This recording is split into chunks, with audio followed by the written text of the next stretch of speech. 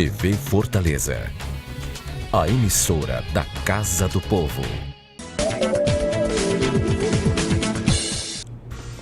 Tribunal de Justiça do Ceará realiza ciclo de audiências de conciliação até o final de setembro. Procon Fortaleza cadastra empresas para renegociação de dívidas. Vereadores debatem mudanças na lei do silêncio e a nossa agenda com concursos jurídicos com inscrições abertas. Os principais destaques do judiciário brasileiro agora no programa Mundo Jurídico. O Tribunal de Justiça do Estado do Ceará está realizando um ciclo de audiências de conciliação até o final deste mês de setembro. Uma boa oportunidade para quem deseja entrar em acordo com questões de precatórios. As audiências de conciliação de precatórios envolvem questões judiciais movidas contra o Estado, município ou esfera federal. O Tribunal de Justiça do Estado viabilizou um montante de várias audiências para agilizar os processos em espera. Precatórios geralmente são processos já findos, transitados em julgado, e que a dívida geralmente se arrasta num segundo momento para o adimplemento desse pagamento. E o acordo, a transação, vem abreviar esse lapso temporal que é muito longo. O desembargador Gleidson Pontes, presidente do Tribunal de Justiça do Ceará, presidiu a primeira audiência de conciliação, que conta também com a presença de um secretário do tribunal e um contador responsável pelos cálculos dos processos. O Estado é representado por um procurador. Nos termos de um decreto editado pelo governador, já publicado em Diário Oficial. Aí a gente vem aqui para discutir assim, cada caso concreto, ver quais são as peculiaridades, a situação pessoal do credor, e com base no valor do precatório, na antiguidade dele e na condição pessoal da pessoa, apresentar uma proposta de acordo. Até o fim de setembro serão julgados 42 processos chamados precatórios, que são os movidos contra o Estado, município ou instância federal. Um mutirão que vai beneficiar vários interessados que esperam muitos anos pela decisão. Com a agilidade dos processos, as indenizações são pagas, acabando a espera de vários anos. O juiz determina a formalização do acordo e encerra o processo. O Procon Fortaleza está cadastrando empresas para renegociação de dívidas. Quem traz os detalhes para a gente é o repórter Alisson Oliveira. O agendamento vai até o próximo dia 1º de setembro, na próxima sexta-feira, e as empresas terão condições favoráveis para fazer a renegociação. Estou com o Ronaldo Peixoto, conciliador. Ronaldo, primeiro, como é que as empresas, que ainda têm tempo, podem fazer para fazer essa renegociação? Bom, as empresas que tiveram a oportunidade na semana passada para fazer o cadastro junto ao Procon Fortaleza para aderirem ao mutirão de renegociação que vai acontecer em setembro. 11 empresas já fizeram essa adesão com condições mais favoráveis ao consumidor, tanto com a redução dos encargos, juros, por exemplo, bem como também a dilatação do prazo para o pagamento daquele consumidor inadimplente. E qual a documentação que eles devem trazer, onde devem procurar? Pronto, essa semana o cadastro agora é para o consumidor, aquele que deseja realmente negociar a sua inadimplência junto ao comércio. Ele tem que trazer RG, CPF, comprovante de endereço, cópia das faturas de cobrança e, quem sabe, até com as linhas diretas das empresas que já aderiram, ele possa resolver o problema no próprio dia. O mutirão acontece em setembro, não é isso? Assim, o que garante, né? Quais são as vantagens de antecipar, né? De se antecipar e fazer essa reconciliação já bem antes? O importante é porque as empresas que aderiram ao mutirão, que dispõem a linha direta, no próprio cadastro o consumidor tem a oportunidade de resolver o seu problema. E não resolvendo por linha direta, ele já deixa agendada a audiência para a semana do mutirão. Quais são assim, as empresas que participam, né, que linha de empresas participam dessa reconciliação? A grande maioria são empresas administradoras de cartão de crédito, financeiras em geral, como bancos, mas também as concessionárias de serviço público, como as de água e de esgoto e de energia elétrica. Então, reforçar o convite aí para as pessoas e para as empresas. Reforçar o convite para tanto os consumidores que estejam em situação de inadimplência, lembrando também que todo e qualquer débito com relação à telefonia, internet, TV a cabo, também pode ser colocado no mutirão, inclusive para as empresas que não aderiram, onde a gente vai abrir reclamação direta para tais casos. Obrigado, Ronaldo, pelas informações. Então, só reforçando, as pessoas que ainda têm alguma dúvida, é só procurar o Procon Fortaleza. A Academia Cearense de Direito está apresentando sugestões de projetos de lei de interesse da sociedade em geral, tanto em âmbito estadual quanto nacional. São projetos de lei que dizem respeito à cultura, FGTS, proteção à mulher e rotulagem de alimentos. E para conhecer mais um pouco das iniciativas da instituição, nós conversamos agora com o presidente da Academia Cearense de Direito, Roberto Victor Ribeiro. Então, Roberto, é um prazer tê-lo aqui em nosso estúdio. É sempre um prazer, Velt, retornar ao programa Mundo Jurídico, esse programa que é parceiro e que a gente sempre tem o maior entusiasmo de vir participar e conversar sobre a academia ou sobre as questões jurídicas nacionais e regionais. Então, Roberto, inicialmente eu gostaria que o senhor destacasse aqui para os nossos telespectadores a importância da Academia Cearense de Direito. Qual é o real papel desta academia?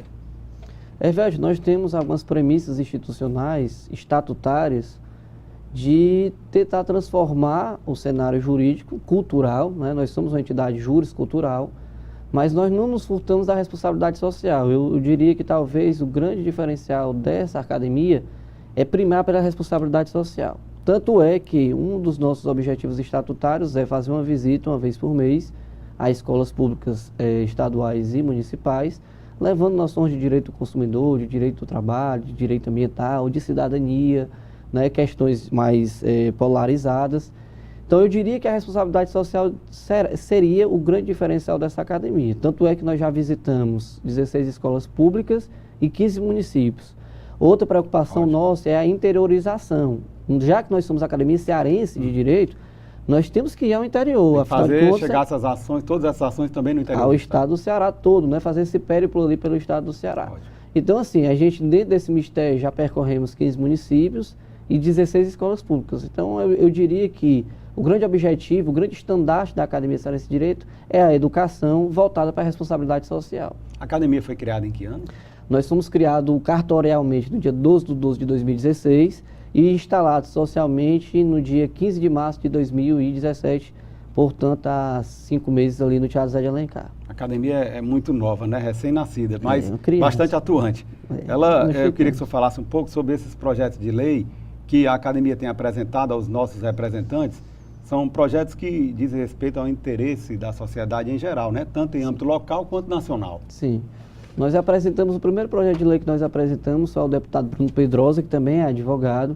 Foi um projeto de lei dentro do nível cultural, querendo proteger 30% das gôndolas, vitrines e locais de exposição em livrarias e similares para autores cearenses. Ótimo. Então, uma das demandas que a gente mais recebe é de que os autores cearenses escrevem com uma certa frequência, mas são preteridos nas grandes livrarias, nos grandes magazines. Não tem espaço. Não tem espaço porque dizem que o autor cearense não vende, não é vendável e por aí vai.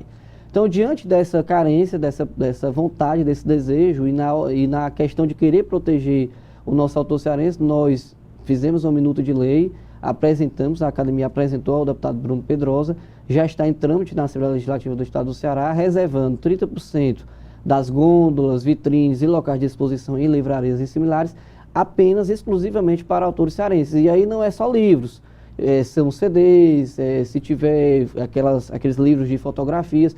O que é que a gente quer com isso? Proteger o autor cearense e fazer com que ele tenha uma certa visibilidade, né? Se a gente não expor o trabalho do autor cearense, a gente não vai ter nunca como homenagear esse autor. Garantir um maior espaço para o autor cearense. Garantir esse espaço. Então, esse é o primeiro projeto de lei. Um outro projeto que me chamou a atenção, que tem repercussão, inclusive, nacional, diz respeito ao FGTS, Isso. Não é verdade? O do FGTS foi apresentado ao deputado André Figueiredo, também já deve estar em trâmite no Congresso Nacional. E reza o que esse projeto, Hervelt? Hoje nós temos 4 possibilidades em que você pode sacar o FGTS. Para dar entrada no imóvel, casa própria. Quando você está com uma patogenia grave, uma síndrome, como por exemplo da imunodeficiência, que é a AIDS, um câncer, você ou seu dependente.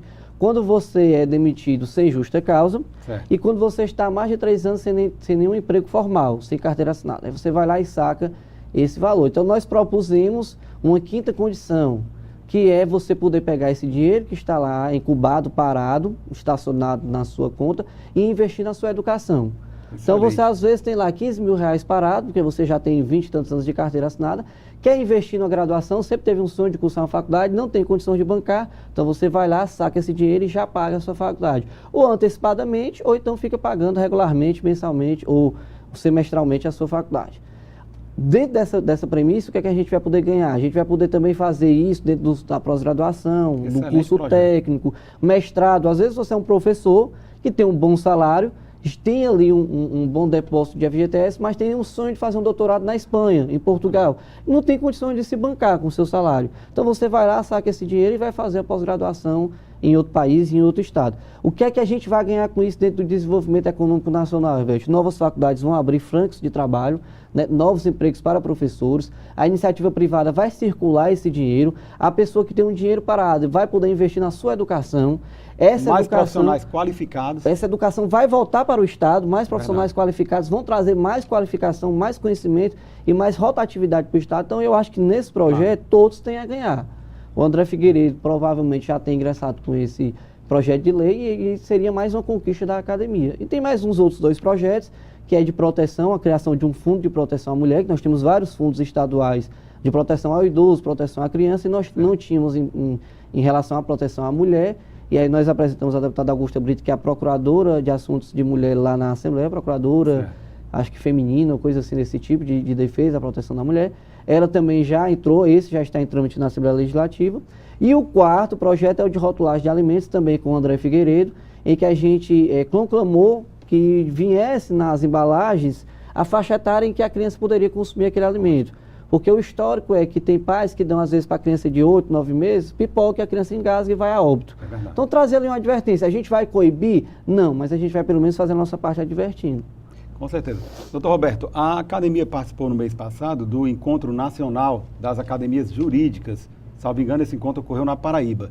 Quais foram as novidades trazidas deste encontro? Eu gostaria que o senhor falasse logo após um breve intervalo. A Câmara Municipal de Fortaleza não para de trabalhar pela população da nossa cidade. E para que você fique sempre por dentro do nosso dia a dia, temos vários canais de comunicação. Confira o que acontece na Câmara pelo site e pelas nossas redes sociais, como Facebook, Instagram, YouTube, TV Fortaleza e Rádio Fortaleza. Acesse, comente, assista, participe. A casa é sua também. Câmara e você, juntos construindo uma Fortaleza melhor. Nós voltamos a entrevistar o presidente da Academia Cearense de Direito, Dr. Roberto Victor. Dr. Roberto, a pergunta que ficou no ar no bloco anterior foi sobre a participação da Academia no mês passado no Encontro Nacional das Academias Jurídicas na Paraíba. Quais foram as novidades trazidas deste encontro? A primeira grande novidade é o intercâmbio, né? A questão da regionalidade. Nós escolhemos muitas lições e aprendizados de outras academias congêneres. Estivemos lá com 10 delegações de 10 estados. Então, a Academia Cearense de Direito foi o 10º estado a estar lá, o Ceará. Nós tivemos Bahia, São Paulo, Minas Gerais, a própria Paraíba, Pernambuco, em suma, 10 delegações. E lá nós fizemos durante uma tarde toda o intercâmbio de informações.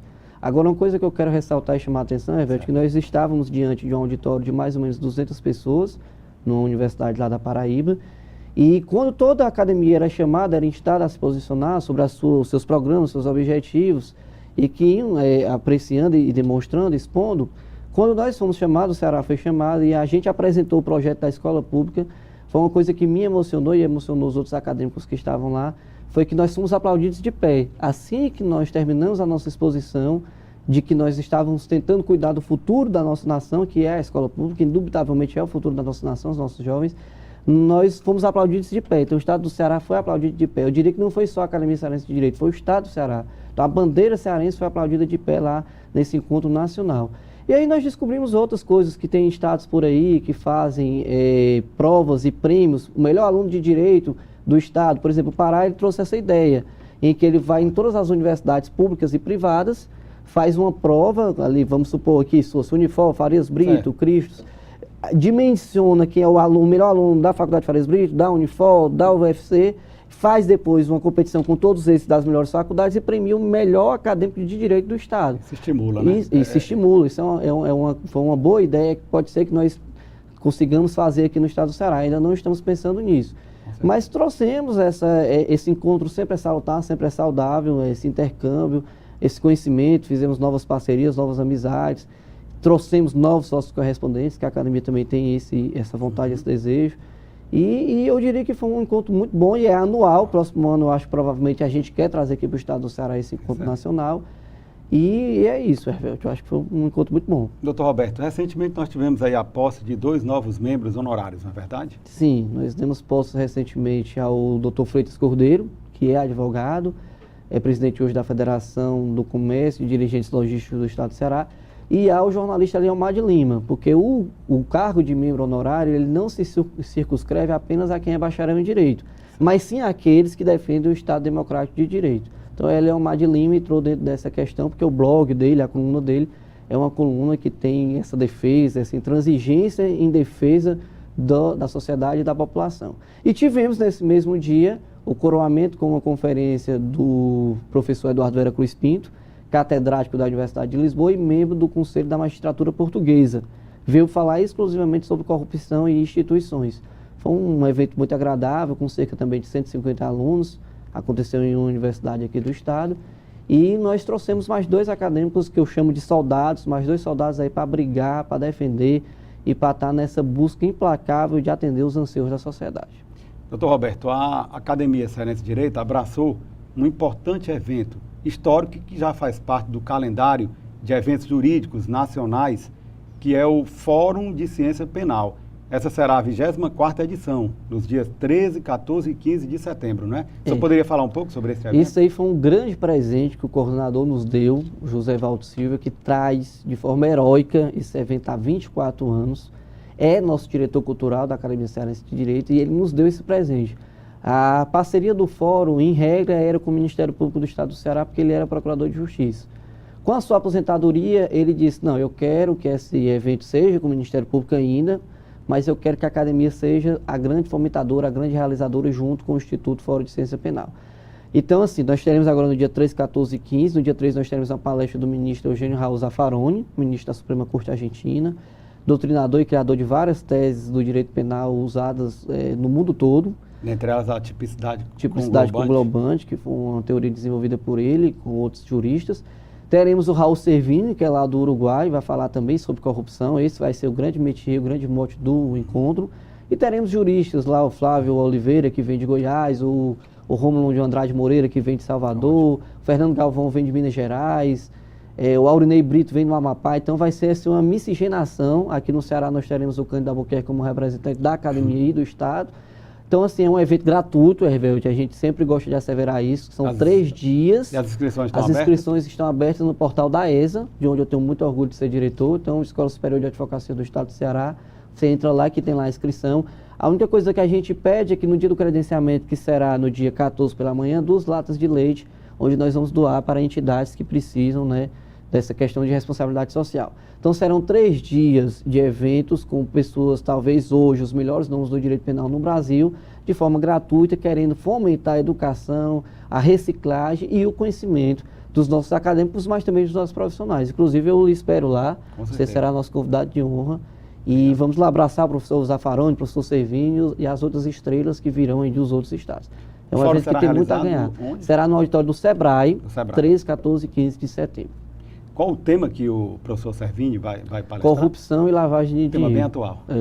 E o professor Zaffaroni também vai falar um pouco de corrupção e outras coisas que é surpresa, só indo lá no dia que vocês vão saber. Com certeza. Então, Roberto, o tempo realmente voou, nós estamos chegando ao final da nossa entrevista. O programa Mundo Jurídico agradece a sua presença e todas as informações aqui prestadas e, de antemão, parabeniza a Academia Cearense de Direito pelas brilhantes ações e iniciativas que vem desenvolvendo em prol da sociedade e abre agora espaço para as suas considerações finais. É sempre um prazer renovável estar aqui, Hervelto. Sempre que precisar, tenha a certeza de que a Academia Cearense de Direito vai estar aqui, seja comigo, seja com outro diretor ou com algum acadêmico. E você sabe que estou sempre à sua disposição e à disposição do programa Mundo Jurídico para vir trazer aqui informações, tentar debater, tentar conversar e também para aprender. O programa também, a gente aprende muito aqui. Então, um grande abraço e estou sempre à sua disposição. Obrigado. Ivelise Maia. Vereadores da Comissão Especial de Atualização da Lei do Silêncio reuniram-se para debater as mudanças na lei. Acompanhe. A Comissão Especial Vida e Arte se reuniu na Sala das Comissões da Câmara Municipal de Fortaleza para discutir as leis que deliberam a nível nacional, estadual e municipal sobre a lei do silêncio. Cada qual chega aqui com a ideia, cede de um lado, outro cede do outro. Então não tenho dúvida que no final disso tudo quem vai ganhar, como sempre, que é o objetivo de todos os vereadores, é a cidade de Fortaleza. Para a Associação Brasileira de Bares e Restaurantes do Ceará, a reunião foi positiva. Isso é importantíssimo que tenha essa regulamentação, né, para as coisas ficarem claras e, ao mesmo tempo, a gente poder apaziguar, né, e que os músicos possam tocar, que os bares possam dar alegria para os seus visitantes, né, para os seus clientes, possam continuar vendendo sua comida, enfim. Nós vamos mudar 3 itens importantes que é demanda dele. O primeiro item é de onde você deve medir a intensidade sonora, né? Estamos chegando num consenso. O segundo item é relativo aos alvarás de funcionamento de licença de emissão sonora das instituições. Atualmente, a validade são 2 anos e a grande demanda para unificar todos os alvarás de 5 anos. Isso já foi ponto pacificado. E a grande demanda deles é mudar o artigo 9º, que fala sobre a apreensão de equipamentos. O 6º curso brasileiro interdisciplinar em Direitos Humanos está acontecendo em Fortaleza. Promovido anualmente, o curso brasileiro de Direitos Humanos traz este ano o tema Direitos Humanos e Meio Ambiente. A iniciativa é do Instituto Brasileiro de Direitos Humanos. Nós procuramos formatar um curso em que os mais diversos temas relativos a direitos humanos fossem abordados. Isso será feito não apenas nas conferências magnas, mas também nos painéis e, sobretudo, nas oficinas temáticas. Um grupo de especialistas, em sua maioria mestres e doutores em direito. E aqui vamos viver essa experiência fantástica de discutir a questão atual, importantíssima, de direitos humanos e meio ambiente durante 2 semanas. Chegando na 6ª edição, o curso cria um intercâmbio de experiências para a elaboração de propostas e ações para vencer os desafios dos direitos humanos no Brasil. Ao todo, serão 50 palestrantes, sendo 15 de outros países. Nós temos professores de vários países, vieram professores da Espanha, de Portugal, da Costa Rica, do México. São vários professores estrangeiros e alguns alunos também estrangeiros. Nós temos alunos que vieram da Argentina, da Bolívia, do Peru, e a representatividade é incrível. Ao todo, serão 2 semanas de capacitação. O evento acontece na Fábrica de Negócios, na Praia de Iracema. Representantes do Legislativo Municipal e Estadual também participam do encontro. Esse ano, focado nos direitos humanos e meio ambiente, que é muito importante, um tema muito atual diante de tantos retrocessos que a gente tem vivido a nível nacional. São temas muito polêmicos que precisam ser discutidos com a sociedade e que precisam ser discutidos também com a academia, né, com diversos atores sociais que têm interesse nessa pauta, para que a gente não venha cada vez mais dizimar o pouco que resta ainda da nossa natureza. Há uma crise ambiental planetária, advinda inclusive, dentre outras coisas, né, do nosso modelo de produção energética, um modelo fossilífero. As normativas internacionais consagram o direito ao meio ambiente ecologicamente equilibrado como um direito humano, um direito de terceira dimensão, alguns falam de terceira geração. A ideia de que é necessário, portanto, permitir aos seres humanos, né, que eles gozem deste meio ambiente ecologicamente equilibrado. Quando isso não acontece, quem são os primeiros a sofrer? São exatamente as populações tradicionais, os mais pobres, populações ribeirinhas, populações indígenas, populações quilombolas. São populações que são atingidas pelo aspecto negativo do modelo de desenvolvimento. Por isso mesmo é necessário articular direitos humanos e a luta pelo meio ambiente. O presidente da Academia Brasileira de Cultura Jurídica, Moacir Félix Filho, lançou no mês passado a obra intitulada O Latim e o Direito. E para falar um pouco sobre a história da língua latina, nós conversamos agora com o autor. Então, Moacir, é um prazer tê-lo aqui em nosso estúdio. Eu que agradeço, Hervelt, mais uma vez, uma satisfação renovada, comparecer a seu programa já consagrado, gosto sempre de enfatizar isso, pela audiência, pela qualidade e pelo como você conduz e bem conduz aqui os quadros. E a gente vem nesta oportunidade falar sobre uma pequena obra, mas feita com muito carinho, com muito bom gosto, fruto de uma pesquisa já de um bom tempo, acerca da língua latina e da relação do latim com o direito, que é a nossa profissão, que é o nosso dia a dia, assim como também como o seu, além da questão da imprensa, de ser repórter e apresentador, você também lida com o direito. Com certeza. E a gente sabe da grande influência, da grande importância e repercussão que a língua latina teve e tem ainda hoje no exercício ou da advocacia ou da magistratura, enfim, nos manuais, nos livros, nos institutos do direito, notadamente aqueles de origem romano-germânica, né? Doutor Bossini, o que o motivou a lançar esta obra sobre o latim? Bom, eu fiz mais de 10 anos, eu fiz um curso demorado sobre latim no Seminário da Prainha. E de lá para cá a gente não parou de estudar, sempre pesquisando, tirando dúvida, aprofundando. E de tal modo que esse estudo, essa pesquisa, nos animou a realizar um projeto. E esse projeto comecei a escrever em 2016, parei um pouco em razão das atividades do cotidiano e retomamos no começo agora de 2017, de modo que foi materializado nesta obra intitulada O Latim e o Direito. Então, trazer um pouco daquilo que me chamou a atenção, claro, e passar para o público, para aqueles que tiverem também interesse, esse despertar, essa curiosidade dessa riqueza, dessa fonte inesgotável que é o latim. Para você ter uma ideia, quando vigorava a Lei de Diretrizes Bases no nosso país de 42 a 61, ou seja, a chamada Lei Capanema, devido ao Gustavo Capanema, que era ministro da Educação do governo Vargas, dedicava-se ao chamado ginasial 8 horas semanais de estudo da língua latina. Verdade. Certo? Além disso, 13 horas de francês, 12 horas de inglês e 2 horas de espanhol, ou seja, 35 horas aula estudava-se idiomas. Isso correspondia a 15% da estrutura curricular do ensino básico dedicado ao estudo de idiomas. Por que estudar idioma? Você não estuda apenas a gramática. Você também nas aulas, nós aprendemos e somos instigados a pesquisar o funcionamento daquela sociedade, os costumes, a geografia, a história, os relacionamentos. Ou seja, é toda uma fonte inesgotável de história e de cultura que quem estuda qualquer idioma, qualquer língua, tem acesso e pode ter acesso. Então, isso nos motivou e eu penso que a gente precisa recuperar um pouco porque isso traz humanismo. Verdade. Quando você estuda outras culturas, você também passa a criticar positivamente também a sua cultura e você aprende com esse intercâmbio cultural de costumes e também de experiência e de conhecimento. E o humanismo hoje, diga-se de passagem, tão necessário, principalmente na atividade judiciária. Perfeitamente. A gente percebe que a gente carece e é necessário fomentar essa cultura humanística, né? Assim, o ser humano que é o destinatário da lei, da norma.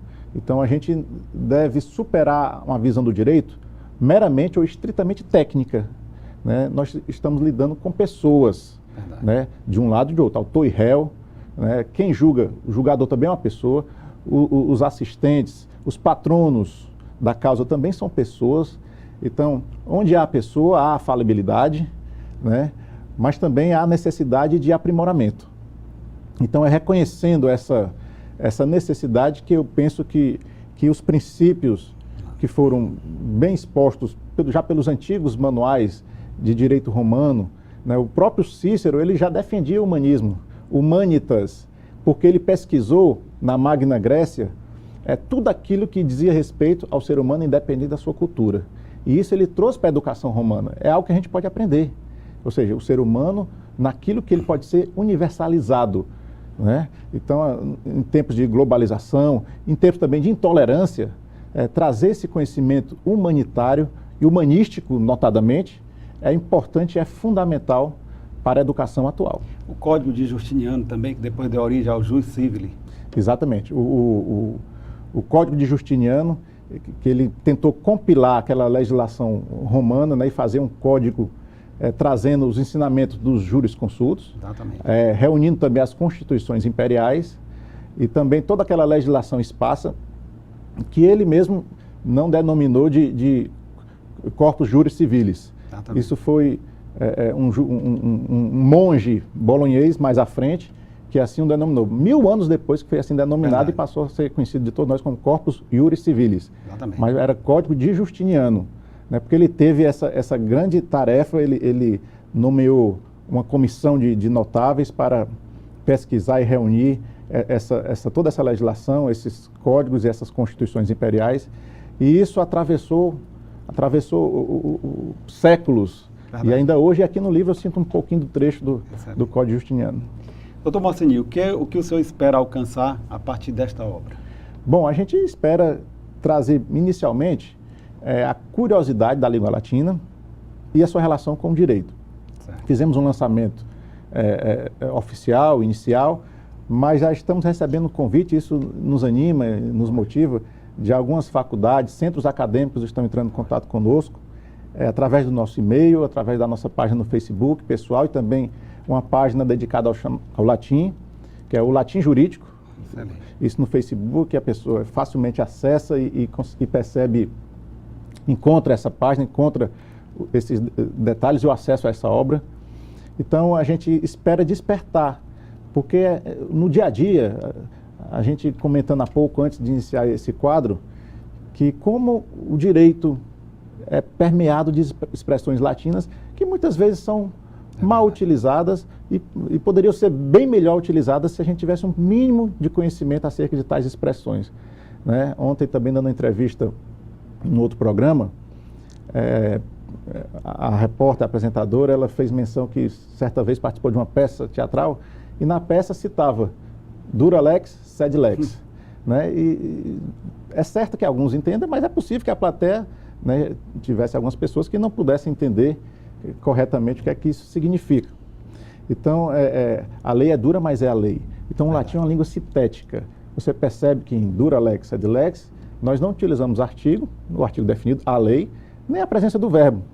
Estão elipsados, estão ocultos, porque é uma língua sintética, com pouco se diz muito. Então, essa característica da língua latina, que através da presença de desinências você identifica a função sintática das palavras, traz a riqueza da expressão do que a gente quer comunicar com o latim. Com pouco se diz muito.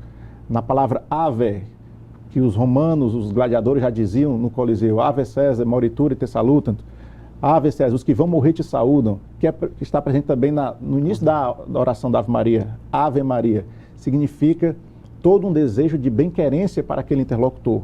Você apenas não está saudando, não é um simples bom dia, é um desejo de bem-estar, de bem-querência, de todos os bens imateriais que você está querendo que aquela pessoa tenha. Então, é uma língua muito rica e que precisa ser bem estudada. O senhor tocou numa questão importante, que diz respeito ao uso, às vezes exacerbado, do latim no direito. Isso. Normalmente em petições, em peças, né, jurídicas. Então, eu gostaria que o senhor comentasse, até porque hoje em dia o processo busca ser mais célere, mais efetivo, busca-se uma maior efetividade, né? Perfeito. Então, realmente hoje é condenada essa utilização de uma linguagem muito rebuscada, com muito latim na peça. Eu gostaria que o senhor comentasse isso logo após um breve intervalo. A Câmara Municipal de Fortaleza não para de trabalhar pela população da nossa cidade. E para que você fique sempre por dentro do nosso dia a dia, temos vários canais de comunicação. Confira o que acontece na Câmara pelo site e pelas nossas redes sociais, como Facebook, Instagram, YouTube, TV Fortaleza e Rádio Fortaleza.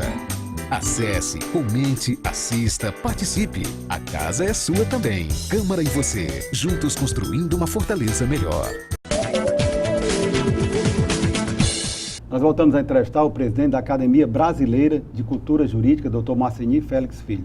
Dr. Marceni, no bloco anterior, a pergunta que ficou no ar foi sobre a utilização, muitas vezes exacerbada, de termos em latim ou até mesmo de uma linguagem muito rebuscada em petições, né? Em peças, né, feitas pelos advogados. Isso hoje em dia realmente é reprovado? É reprovado o preciosismo, não precisa ser nem ser em latim. A citação de um artigo todo em alemão, por exemplo, vai afastar se o juiz não souber, você não vai se comunicar. O que interessa é a comunicação, né? Ou mesmo em português. nós presenciamos muitas vezes em petições argumentos circulares, repetições de jurisprudências desnecessárias ou em demasia, que nada comunica. Há uma expressão que diz scripto ad narrando, não ad probando. Escrevemos para narrar, não para provar. Quem escreve para provar fica repetindo aquele mesmo argumento e não avança na sua interlocução. A linguagem é a comunicação. Então, o latim, ele vem, assim como expressões na língua inglesa ou no alemão, que também hoje está bem presente também no nosso direito pátrio, é para ilustração. Né? Por exemplo, nulla executio sine titulo. É um princípio do processo civil, não uma execução sem título. Então, isso comunica muito. Né? Isso você até economiza palavras quando você cita uma expressão dessa. Né? Então, a ideia é você apenas ilustrar e não realmente rebuscar no sentido de tornar não compreensível o seu argumento. Termos também muito utilizado no processo civil, como venire contra factum próprio, né? Que seria nada mais nada menos do que o comportamento contraditório da parte. Perfeitamente, é um exemplo muito claro, presente no mundo dos negócios, dos contratos, né? Na questão do direito civil, no sinalagma, né? Nas avenças contratuais, na comunhão de acordos. Então, isso, analisando o comportamento dos contratantes. Então, é uma fonte inesgotável. No direito penal, também, no direito penal nós temos nulla pena sine lege, não há pena sem lei. Nulo crime sine lege, não há crime nem pena sem lei. Então, assim, são princípios da legalidade, a legalidade estrita que é tão presente, que é tão cara ao próprio direito penal, né? No direito administrativo, no direito tributário, né? Indúbio pro fisco, na dúvida em favor do fisco, é um princípio que é relativizado hoje em dia, né? Porque na dúvida, não necessariamente é em favor do fisco, na dúvida, em alguns casos, o próprio contribuinte reclama porque não a favor dele, do contribuinte, né? Então, na dúvida, eu costumo dizer em sala de aula, tire-se a dúvida em relação a esse princípio do direito tributário. No direito penal, indúbio pro réu, indúbio pro réu, então, indúbio pro societate. Exatamente, indúbio pro societate é no caso da denúncia ou da pronúncia do júri, né? Naquele caso, a sociedade está favorável ao prosseguimento do processo para que se prove ou não a culpabilidade ou mesmo a inocência do sujeito. E no âmbito da condenação, no momento de se proferir uma condenação, aí sim, indúbio pro réu. Na dúvida, a favor do réu, porque tem a máxima que é melhor absolver um culpado a condenar o inocente. Enfim, hoje, inclusive, uma grande prova de que o que se busca é uma maior efetividade, essa reforma recente do nosso Código de Processo Civil, código esse que entrou em vigência em 2015, chamado Novo Código de Processo Civil, NCPC, ele tenta realmente dar uma maior efetividade, né? É tanto que aquele conceito de jurisdiction, dizer o direito, não é mais só dizer o direito, é realmente você dar uma maior efetividade ao direito. Não é exatamente.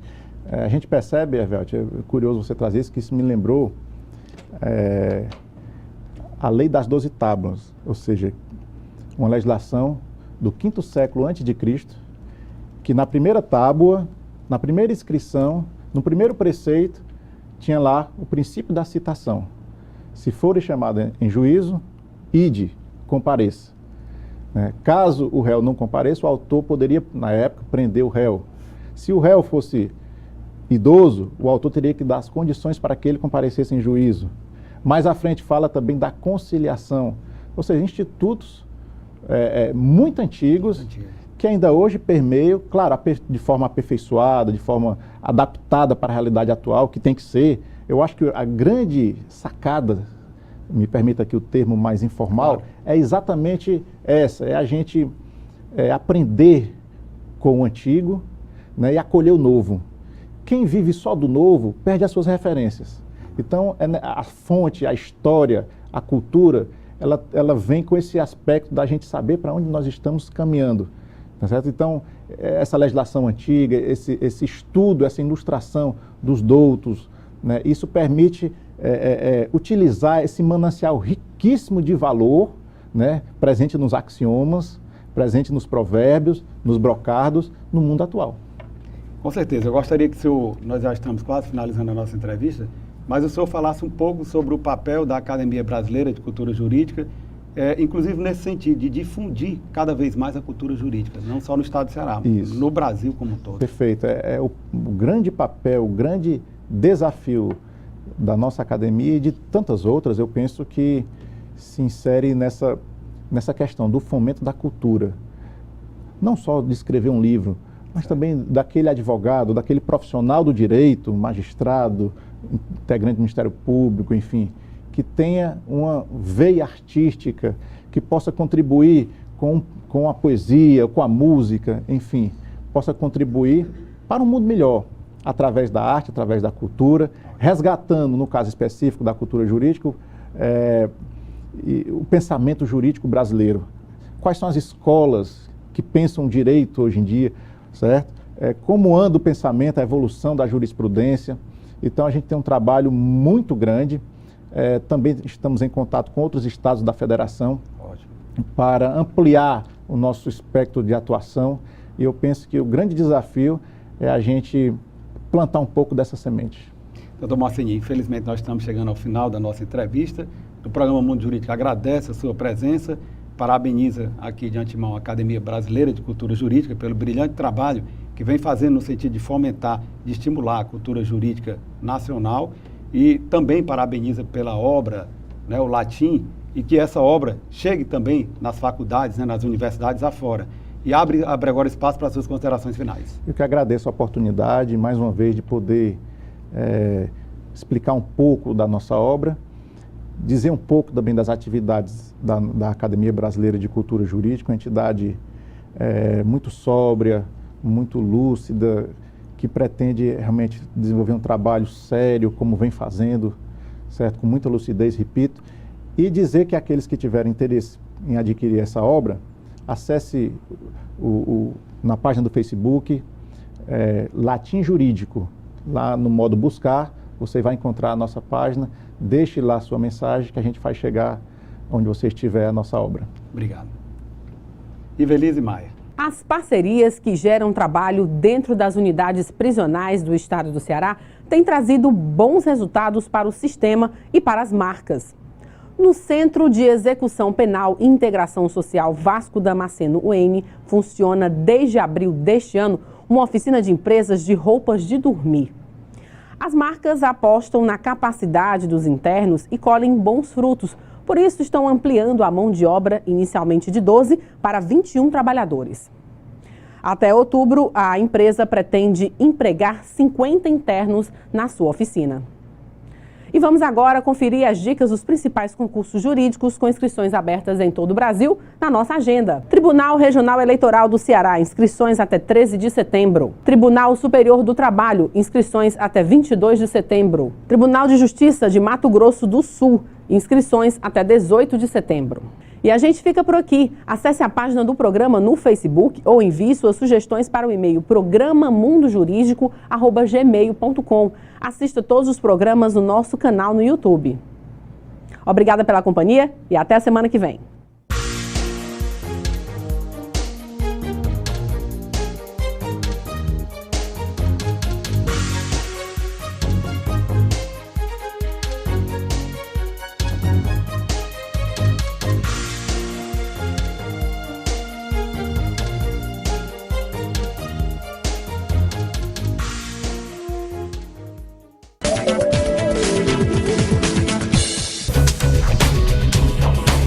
TV Fortaleza, a emissora da Casa do Povo.